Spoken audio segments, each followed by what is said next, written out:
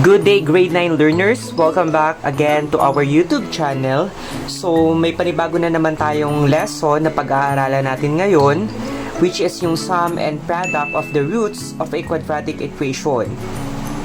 So, actually, bago tayo nag-come up dito sa expression na negative b over a for the sum r sub 1 plus r sub 2, at dun sa product ng r sub 1 times r sub 2, which is c over a, meron siyang derivation doon sa kanyang quadratic formula. But then again, hindi ko na ituturo yung derivation dahil masyado siyang mahaba. So, mag-focus na lang tayo sa pagbibigay ng examples. Okay? So, if r sub 1 and r sub 2 are the roots of the quadratic equation ax squared plus bx plus c equals to 0, then yung ating letter A, their sum is negative b over a at yung kanyang product ay c over a. So let's have an example. Okay, so let's have an example. What are the sum and the product of the roots of the equation 3x squared plus 5x minus 2 equals to 0? Again, our question is, what are the sum and the product of the roots of the equation given? 3x squared plus 5x minus 2 equals to 0. So our solution for that, for the sum of the roots, we have, but first, let us identify A, B, and C. Since it is already arranged in a general form, we can easily identify our given. So, A is 3, B is 5, and C is negative 2. Again, for their sum, lagyan natin ng letter A. We have r sub 1 plus r sub 2 equals to negative b over a equals. So we have here negative, your b is 5 over a is 3. So as easy as that. So their sum is negative 5/3. How about their product? So we have here r sub 1 times r sub 2 equals to c over a. Your c is negative 2. Then your a is 3. So their product is negative 2/3.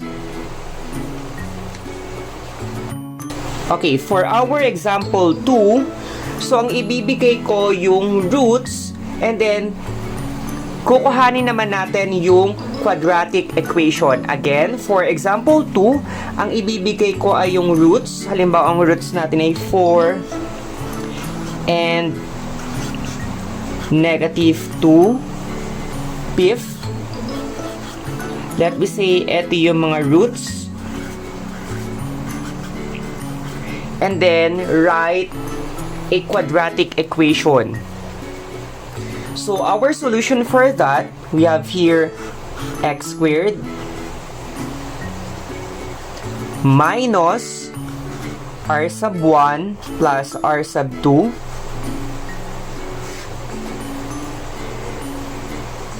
x plus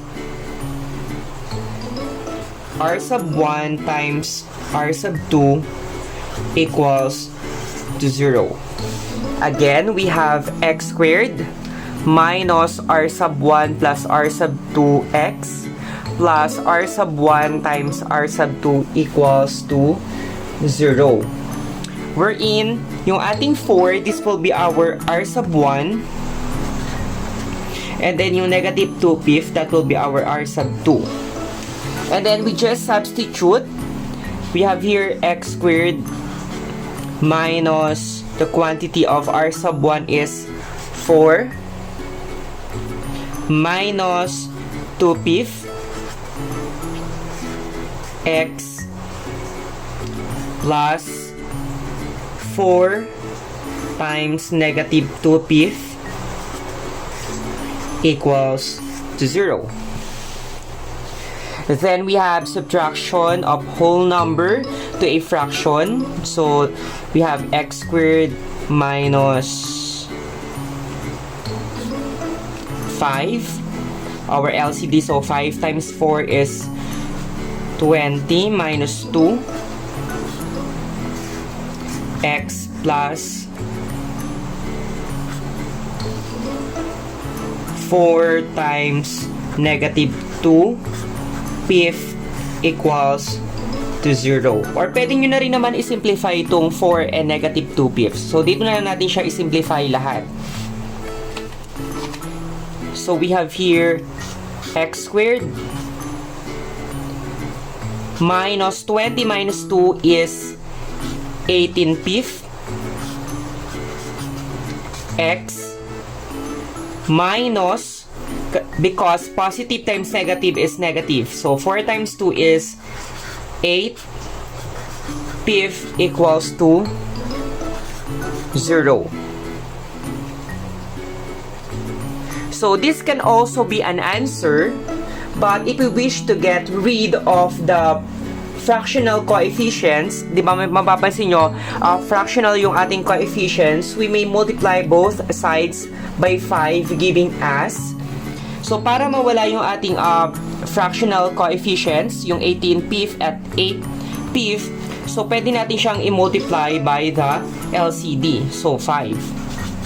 So, we have here 5x squared minus 5, cancel natin, so matitry 18x minus 5, cancel, matitry 8 equals to 0. So, eto na ngayon yung ating quadratic equation given yung kanilang roots. So, I hope that you learned something today. Don't forget to like and share this video, and see you on our next video lesson.